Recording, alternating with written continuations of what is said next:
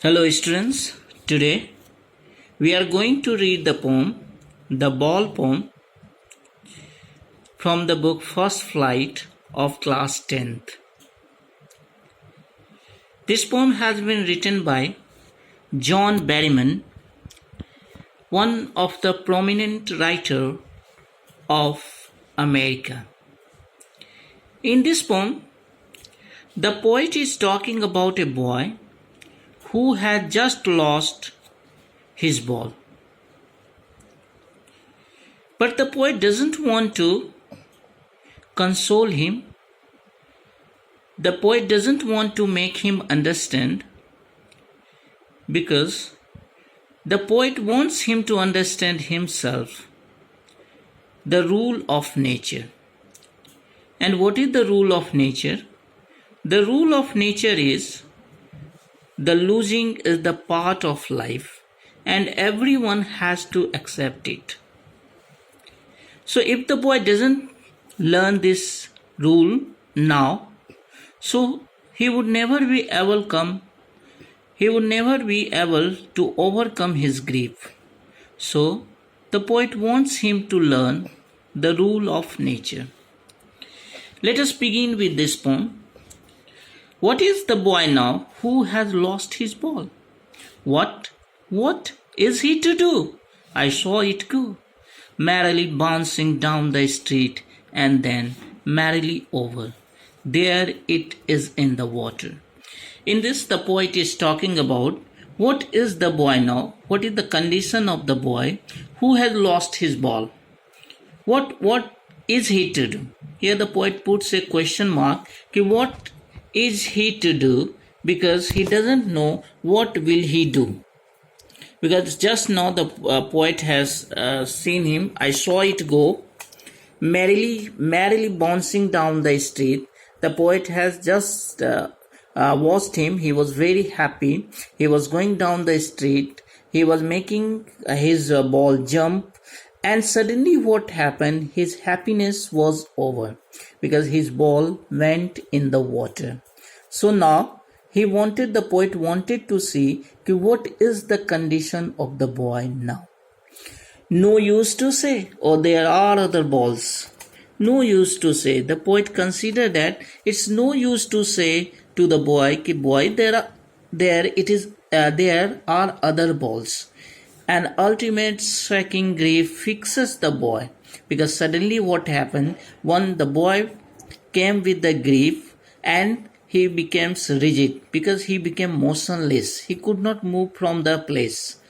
As he stands rigid, trembling, staring down, he becomes stiff over there. There was no movement, and staring down. He was traveling and staring down, and he was looking down.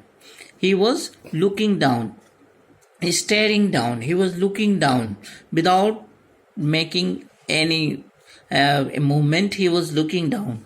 All his young days into the harbor where his ball went, and all his young days into the harbor where his ball went. Means he was looking down in the water, because all his young days he has the memories of his young days and where his ball went, because whenever he stands, he just come with the memories how happily he was playing just now and what happened with him. So only those happily memories is there, because it happens when we lose something, we simply remember the happy moment of our life that was with that particular thing. And the same thing is happening with the boy. Whenever the boy is standing and looking down in the water, suddenly he's going to remember the happiest moment, whatever was attached with the ball. His ball went. I would not intrude on him. The poet said, I would not interfere him, because I would not console him. I would not give him another ball. A dime, another ball is worthless. A dime in very small amount of US, another ball is worthless. It is useless to give him another ball, because if another ball is given, so we cannot return him the happiest memories that the boy was having with the ball. so it's not possible to bring all the memories. And the second thing, it would also happen, the boy would never be able to learn to overcome his grief. So it's time for the boy, he should learn the rule of nature, and he must know that losing is the part of nature. Now he senses first responsibility. He senses his first responsibility. He understands his first responsibility, because it was his responsibility to take care of the ball. But he could not fulfill his responsibility, and it generally happens when we lose something, then we understand the thing. We were responsible to take care of the things and we could not fulfill it. So here the poet also wants to say that the boy, he senses his first responsibility, because it was his first lost, so he has never lost anything before. So now he understands his responsibility, because it was his responsibility to take care of the ball, but he could not fulfill it. In a world of possessions, people will take balls will be lost always. Here the poet is talking about why should the boy learn to overcome his grief. Why should boy learn that losing is the part of life? Because in a world of possessions, people will take balls will be lost always. In a world of possessions, whatever possession, but the thing that belongs to us.